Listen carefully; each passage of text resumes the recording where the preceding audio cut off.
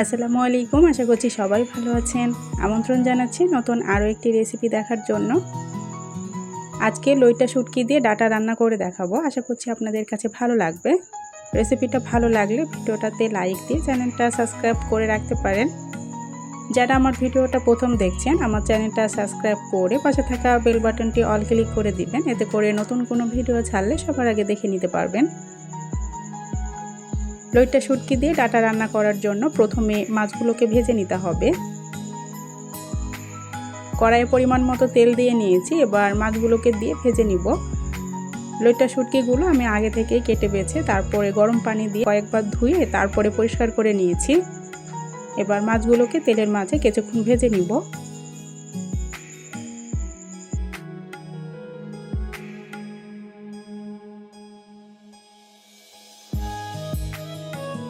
মাছগুলোকে তেলের মাঝে কিছুক্ষণ ভেজে নেওয়ার পর এর মধ্যে দিয়ে দিচ্ছি পেঁয়াজ কুচি।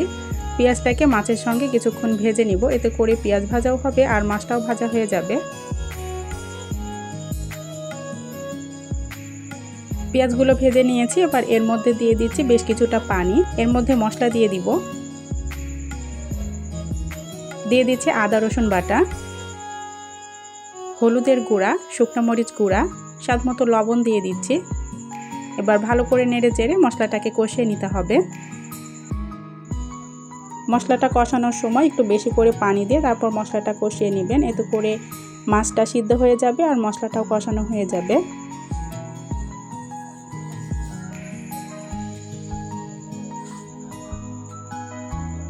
মশলাগুলোকে কষানো হয়ে গেছে, দেখতেই পাচ্ছেন পানিটা শুকিয়ে গেছে।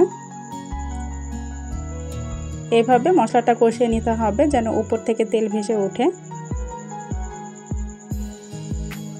আমার মশলাটা কষানো হয়ে গেছে আর দেখতেই পাচ্ছেন মাছটাও সিদ্ধ হয়ে গেছে। এবার এর মধ্যে দিয়ে দিব আগে থেকে কেটে ধুয়ে রাখা ডাটা। দিয়ে দিচ্ছি মাঝারি সাইজের একটা আলু। আমি আলুটাকেও এভাবে লম্বা করে কেটে নিয়েছি। আর একটা রসুন এভাবে ছিলে আমি গোটা গোটা করে দিয়ে দিলাম। শুটকি মাছে রসুন খেতে ভালো লাগে, সেজন্য এভাবে আমি রসুনটা দিলাম। রান্না করার পর এটা খাবার সময় মুখে পড়লে খেতে ভালো লাগে। আর দিয়ে দিচ্ছি কয়েকটা কাঁচামরিচ ফালি দিয়ে এবার সবগুলো একসঙ্গে কষিয়ে নিব। ভালো করে নাড়াচাড়া করে দিব, দিয়ে এটাকে ঢাকনা দিয়ে তারপর কষিয়ে নিব।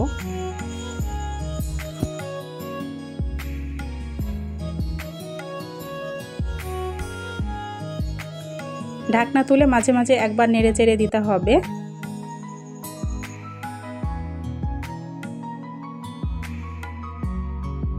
আবারও ঢাকনা দিয়ে দিচ্ছি।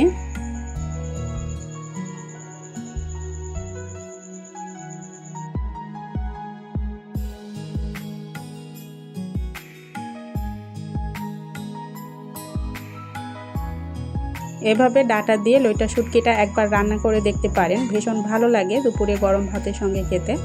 আর বেশ কিছুক্ষণ ডাটা আর মাছটাকে কষিয়ে নিয়েছি। এবার দিয়ে দিচ্ছি পরিমাণ মতো পানি।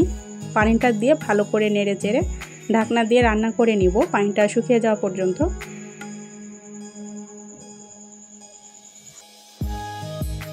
রেসিপিটা ভালো লাগলে ভিডিওটাতে লাইক দিয়ে চ্যানেলটা সাবস্ক্রাইব করে রাখবেন। ঢাকনা তুলে একবার নেড়ে চেড়ে দিতে হবে যেন এটা পুড়ে না যায়। আমি ভালো করে নেড়ে চেড়ে দিচ্ছি, দিয়ে আবারও ঢাকনা দিয়ে রান্না করে নিব। আর দেখতেই পাচ্ছেন ডাটাটাও সিদ্ধ হয়ে গেছে। আর পানিটা শুকিয়ে যাওয়া পর্যন্ত এটাকে রান্না করে নিতে হবে। এবার উপর থেকে দিয়ে দিচ্ছি কিছুটা ধনেপাতা কুচি। ধনেপাতাটাকে দিয়ে আমি নেড়ে চেড়ে এটাকে ঢাকনা দিয়ে রান্না করে নিচ্ছি।